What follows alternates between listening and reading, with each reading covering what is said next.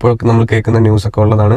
കാനഡയിൽ നിന്ന് പലരും തിരിച്ചു നാട്ടിലേക്ക് പോകുന്നുണ്ട്. എൻട്രി കിട്ടിയാൽ മതി കാനഡയിൽ, കാരണം PR കിട്ടുമെന്നുള്ള പ്രതീക്ഷയിലാണ് എല്ലാവരും കയറി വന്നെങ്കിൽ നമുക്ക് അത്രയും സിറ്റുവേഷൻസ് വേഴ്സ് ആയിട്ടാണ് നമ്മൾ സ്വമേധ തിരിച്ചു പോകുന്നത്. ഗവൺമെന്റ് എല്ലാവരുടെയും നെറുകന്തലൊക്കെ അടിച്ച ഒരു അടിയായിട്ടാണ് ഭയങ്കരമായിട്ട് ഒരു ക്വസ്റ്റ്യൻ മാർക്കായിട്ട് തോന്നുന്ന കാര്യങ്ങളാണ്. ടഫായി വരികയാണ് സ്റ്റഡി പെർമിറ്റിലേക്ക് വരാന്നുള്ള 500 എബോ പോയിന്റ് നിലനിൽക്കുമ്പോഴും എന്നാൽ പോലും നമുക്ക് ഉറപ്പില്ല ഒന്നിലും. അതായത് ഒരു ഡ്രോ സംഭവിക്കാണ്ട് നമുക്ക് ആ ഒരു അച്ഛനും അമ്മയൊക്കെ ഞങ്ങളുടെ ഈ വീഡിയോ കാണുന്നുണ്ടെങ്കിൽ അവരെ വിഷമിപ്പിക്കാതിരിക്കുക, മാക്സിമം അവർക്ക് മനസ്സമാധാനം കൊടുക്കുക. Hi friends, welcome to north west Malayali. ഇപ്പോൾ നമ്മൾ കേൾക്കുന്ന ന്യൂസ് ഒക്കെ ഉള്ളതാണ്. കാനഡയിൽ നിന്ന് പലരും തിരിച്ച് നാട്ടിലേക്ക് പോകുന്നുണ്ട്. കൂടുതലും മലയാളികളും ഉണ്ട്. അതിൽ മലയാളികൾ മാത്രമല്ല, ഇന്ത്യയിലെ പല സംസ്ഥാനങ്ങളിലുള്ളവരുണ്ട്.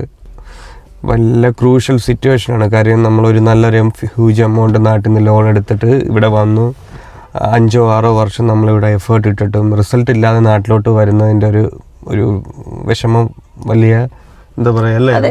സത്യമാണത്. കാരണം ഇത്രയും നമ്മൾ ഒരിക്കലും വിചാരിക്കുന്നില്ലല്ലോ. കാരണം വരുന്ന സമയത്ത് എല്ലാവർക്കും ഒന്ന് എൻട്രി കിട്ടിയാൽ മതി കാനഡയിൽ. കാരണം PR കിട്ടുമെന്നുള്ള പ്രതീക്ഷയിലാണ് എല്ലാവരും കയറി വന്നേക്കുന്നത്. അപ്പം അത്രയും വലിയൊരു ലോൺ എടുത്തിട്ട് ചിലവരൊക്കെ സെക്കൻഡ് സെമ്മും ലോണിൽ തന്നെ കണ്ടിന്യൂ ചെയ്തിട്ട് അത് ജോബ് കിട്ടുമ്പോൾ റീപേ ചെയ്യാലോ എന്ന് വിചാരിച്ച് ഇരിക്കുന്നവരുണ്ടായിരുന്നു. പക്ഷെ അവരൊക്കെ റിട്ടേൺ പോകേണ്ട സിറ്റുവേഷൻ വന്നതിന് ഇത്രയും വലിയൊരു ബാധ്യത തലയിലാണല്ലോ എന്നുള്ള ഒരു ടെൻഷനിലാണ് ഇപ്പോൾ കൂടുതൽ ആൾക്കാരുള്ളത്. ഇപ്പോൾ ഈ റിട്ടേൺ പോകുന്നവരിൽ തന്നെ സ്റ്റഡി കഴിഞ്ഞിട്ട് നേരെ തിരിച്ചു പോകുന്നവരുണ്ട്, അല്ലാണ്ട് വർക്ക് പെർമിറ്റ് എന്താ പറയുക എക്സ്പയർ ആയിട്ട് പോകുന്നവരുണ്ട്. ഇനി അതും അല്ലാതെ വർക്ക് പെർമിറ്റ് കഴിഞ്ഞ് വിസ പെർമിറ്റിൽ നിന്നിട്ട് PR മാക്സിമം നോക്കിയിട്ട് അത് നടക്കാണ്ട് തിരിച്ചു പോകുന്നവരും ഉണ്ട്. പല രീതിക്കാണ് ആൾക്കാരെ മൂവ് ചെയ്യുന്നുണ്ട്. അതെ, ഒരുപാട് അവരുടെ കണക്ക് അങ്ങനെയാണ് അവർ പറയുന്നത്. അത്ര പേരുണ്ട് എന്നാണ് പറയുന്നത്. പക്ഷെ ആ ഒരു കാറ്റഗറിയിൽ ഇവർ തന്നെ പറയുന്നുണ്ട് വോളണ്ടിയർലി റിട്ടേൺ ചെയ്യുന്ന. ആ വോളണ്ടിയർലി തിരിച്ചു പോവാന്ന് പറഞ്ഞു കഴിഞ്ഞാൽ നമ്മൾ സ്വമേധയാ തിരിച്ചു പോകണമെങ്കിൽ നമുക്ക് അത്രയും സിറ്റുവേഷൻസ് വേഴ്സ് ആയിട്ടാണ് നമ്മൾ സ്വമേധയാ തിരിച്ചു പോകുന്നത്.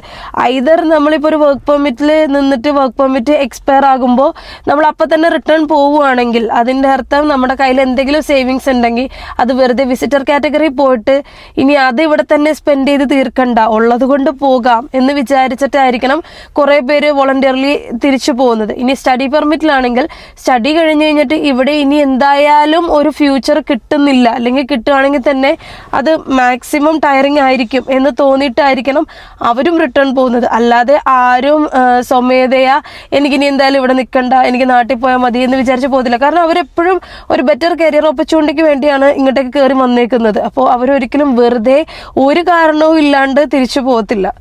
കാര്യം ഈ ഗവൺമെന്റ് എല്ലാവരുടെയും നെറുകന്തലൊക്കെ അടിച്ച ഒരു അടിയായിട്ടാണ് അല്ലേ? അതെ അതെ, സത്യമാണ്. കാര്യം അത്രയും ഹാർഡാണ് കിട്ടിയിരിക്കുന്നത്. എത്ര പേരാ പോകുന്നത്? നമ്മുടെ അടുത്തുള്ള നമ്മുടെ പരിചയത്തിലുള്ള ഫ്രണ്ട്സ് പോകുമ്പോഴാണ് നമുക്ക് കൂടുതൽ ഇത് അറിയുന്നത്. അവരുടെ വിഷമങ്ങളും കൺസിഡർ ചെയ്യാൻ നേരത്തുണ്ടല്ലോ നമുക്കിതിന് പിന്നെ ഒന്നും സംസാരിക്കാൻ, അവരോട് എന്ത് പറഞ്ഞാൽ നമുക്ക് ആശ്വസിപ്പിക്കാനില്ല.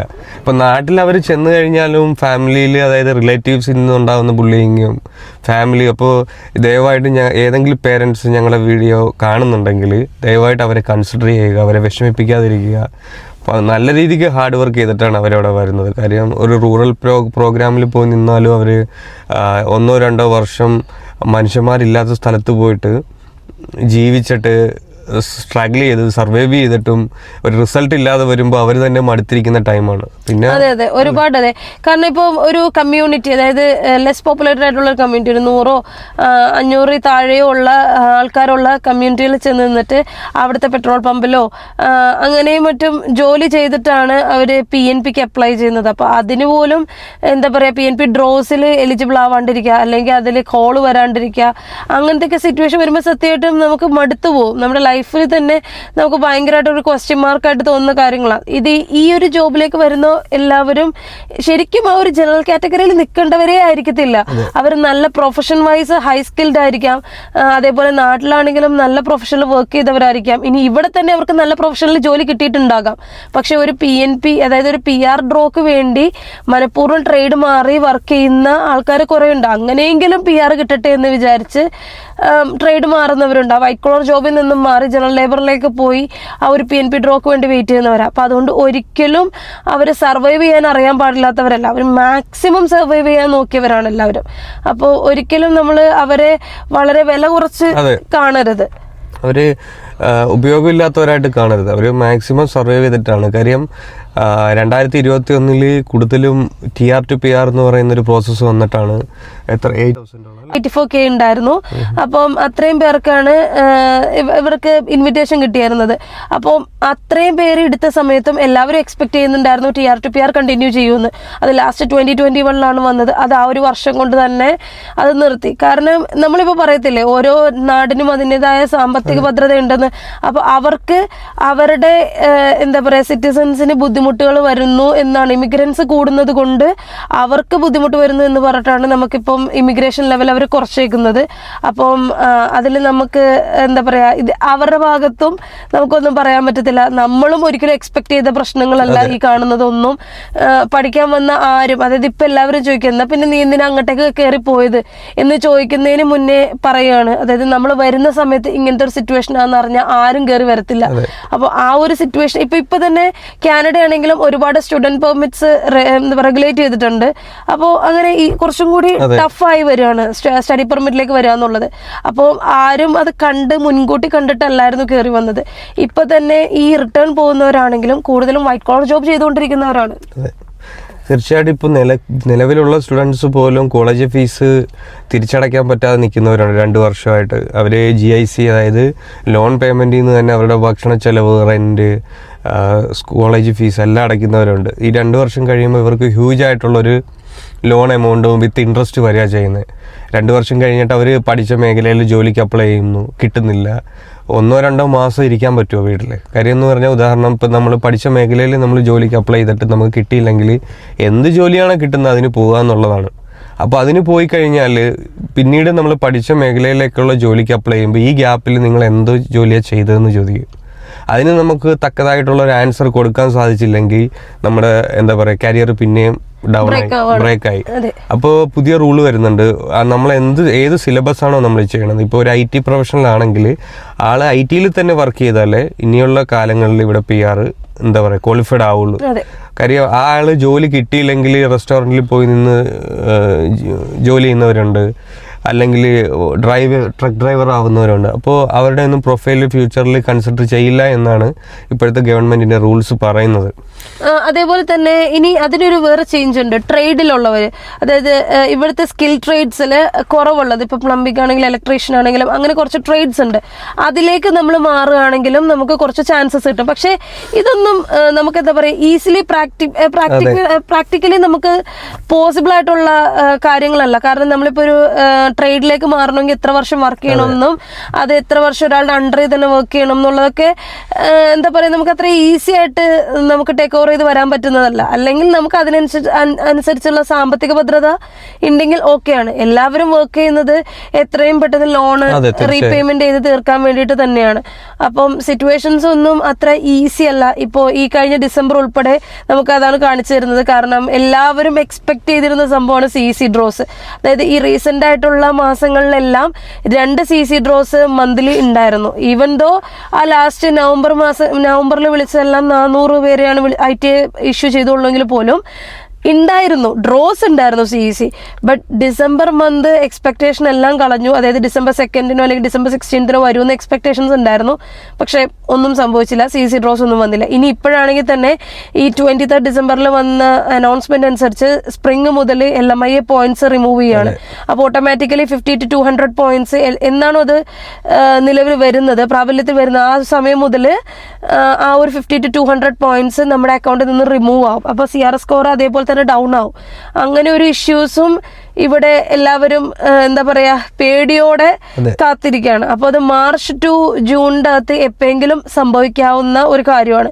ഇനി അതിലുപരി അതിനു മുന്നേ ഇപ്പൊ ഈ മാർച്ചിലാണ് ഈ ഒരു കാര്യം സംഭവിക്കുന്നതെങ്കിൽ, ഈ ഒരു നോട്ട് അവർ വരുത്തുന്നതെങ്കിൽ, ഈ ജനുവരി ഫെബ്രുവരി മാർച്ചിലൊക്കെ എത്രത്തോളം CC ഡ്രോസ് സംഭവിക്കുമെന്നോ അല്ലെങ്കിൽ ഇതിനെപ്പറ്റിയൊന്നും നമുക്ക് ഒരു ഐഡിയ ഇല്ല. ലോട്ടറി അടിക്കുന്ന പോലെ വന്നാ വന്നു എന്ന് പറയാം. ഇതിന്റെ അകത്ത് തന്നെ പെർമിറ്റ് എക്സ്പയർ ആവുന്നവർ ഒരുപാട് ഉണ്ടാകാം.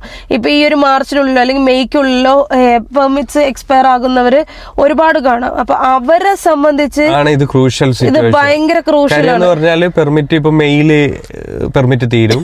മെയില് പെർമിറ്റ് തീർന്നു കഴിഞ്ഞാല് അപ്പോഴും ഗവൺമെന്റ് എന്താ പറയാ CC ഡ്രോ വരുന്നില്ല. പിന്നെ ആ പെർമിറ്റ് വിസിറ്റിംഗ് റെക്കോർഡിലോട്ട് പോകും, സർവൈവ് ചെയ്യാൻ സാധിക്കത്തില്ല. കാര്യം ചിലവ്, നമുക്ക് ജോലിക്ക് പോകാൻ സാധിക്കില്ല. വിസിറ്റിംഗ് വിസയിൽ ജോലിക്ക് പോകുന്നത് ഇല്ലീഗലാണ്. അപ്പോൾ നമ്മുടെ പോക്കറ്റിലുള്ളതും ക്രെഡിറ്റ് കാർഡിലുള്ളതും എല്ലായിടത്തും നമ്മൾ വീശേണ്ടി വരും. അങ്ങനെ വീശി നമ്മുടെ പോക്കറ്റൊക്കെ കാലിയാവും. അപ്പോൾ അത് നമുക്ക് സാധിക്കത്തില്ല, നമുക്ക് സിറ്റുവേഷനിൽ നമുക്ക് സർവൈവ് ചെയ്യാൻ സാധിക്കത്തില്ല. അപ്പോൾ അങ്ങനെയൊക്കെ കൊണ്ട് നാട്ടിലോട്ട് വരുന്നവരുണ്ട്. പിന്നെ കൂടുതലെന്ന് പറഞ്ഞാൽ ഈ അടിക്കുന്ന അടി കറക്റ്റ് നെറുകം തലയ്ക്ക് അടിക്കണമെന്ന് പറയത്തില്ലേ, അതുപോലെയാണ് LMA എന്ന് പറയുന്ന സാധനം ഈ ഒരു അടി വന്നിരിക്കുന്നത് അല്ലേ. അടി നെറുകം തലയ്ക്ക് അടിച്ച അടിയായിപ്പോയി. കാര്യം എത്ര പേരുടെ ഉറക്കം പോയിട്ടുണ്ട്. കാര്യം ഒരു ഫ്രോഡൻ്റ് പ്രോസസ്സ് നടക്കുന്നുണ്ടെങ്കിൽ അത് അവരെ ഇപ്പോൾ ഒരു 10 പേര് കൂടി നിൽപ്പുണ്ട് ഒരു സ്ഥലത്ത്, ഒരാൾ പ്രശ്നക്കാരനാണ്, ഈ 10 പേരെയും പിടിച്ച് ജയിലിടുന്ന അവസ്ഥയില്ലേ, അതാണ് ഇപ്പോൾ നടന്നുകൊണ്ടിരിക്കുന്നത്.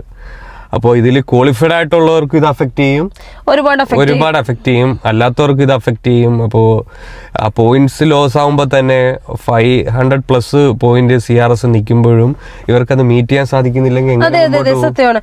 ഇപ്പൊ തന്നെ പറയുന്ന ആ ഒരു എന്താ പറയാ ക്രൈറ്റീരിയാസും അതൊക്കെ വെച്ചിട്ട് 500 എബോവ് പോയിന്റ് നിലനിൽക്കുമ്പോഴും 500 എബോവ് ഉള്ള പോയിന്റ്സിൽ തന്നെ 20% ആൾക്കാരാണ് LMIയിലുള്ളത് എന്നാണ് പറയുന്നത്. അപ്പോൾ അപ്രോക്സിമേറ്റ്ലി ഒരു 4000, ഇപ്പൊ ലാസ്റ്റത്തെ കണക്കനുസരിച്ചാണെങ്കിൽ 20,000 ആൾക്കാരുണ്ട് 500 to 600 കാറ്റഗറിയിൽ. അപ്പം അതിൽ നിന്ന് ഒരു 4000 റിമൂവ് ആയാൽ പോലും ഒരുപാടൊന്നുമില്ല, അതൊരു 16,000 അഗെയിൻ അപ്പോഴും ഉണ്ട്. അപ്പൊ ഈ ഒരു എന്തായാലും അത് അത്രയും ക്ലിയർ ചെയ്തിട്ടല്ലേ. CEC എന്ന് പറയുന്ന ഒരു കാറ്റഗറി മാത്രമേ ഉള്ളൂ. അതെ, PNB ഉണ്ട്. ഇപ്പോൾ ഉദാഹരണം പറഞ്ഞാൽ 6 മാസം നിങ്ങളൊരു കോഴ്സ് ചെയ്തു, 6 മന്ത് നമ്മൾ ഹെൽത്തിലോ എവിടെയെങ്കിലും വർക്ക് ചെയ്ത് കഴിഞ്ഞാൽ PNBക്ക് നോമിനേറ്റഡ് ആവുമെന്ന് പറയുന്നു. സ്റ്റുഡൻസ് കുറച്ച് പേര് വരുന്നു, പ്രോഗ്രാം എടുത്ത് കളയുന്നു. സത്യമാണോ പറഞ്ഞത്? ഇപ്പൊ PNBക്ക് ഒരുപാട് പേര് വെയിറ്റിംഗ് ആണ്. അതായത് ഇത്ര എന്താ പറയാ ആ ഒരു കണ്ടീഷൻസ് എല്ലാം സാറ്റിസ്ഫാക്ടറി ആയിട്ടാണ് അവരവിടെ PNB സ്കീമിലായിട്ട് പല പ്രൊവിൻസുകളിലേക്ക് മൂവ് ചെയ്യുന്നത്. പക്ഷെ PNB ഡ്രോസ് വരുന്നില്ല എന്ന് പറഞ്ഞു കഴിഞ്ഞാൽ പിന്നെ അതിൽ വേറൊന്നും നമുക്ക് ചെയ്യില്ല. അതായത് നമുക്ക് ഇപ്പൊ ഞാൻ തന്നെ അല്ലെങ്കിൽ നിങ്ങൾ ആരാവട്ടെ ഒരു പോയിന്റ് നമുക്ക് വേണമെന്ന് പറഞ്ഞ് നമുക്ക് പോയിന്റ് മീറ്റ് ചെയ്തു, എന്നാൽ പോലും നമുക്ക് ഉറപ്പില്ല ഒന്നിലും.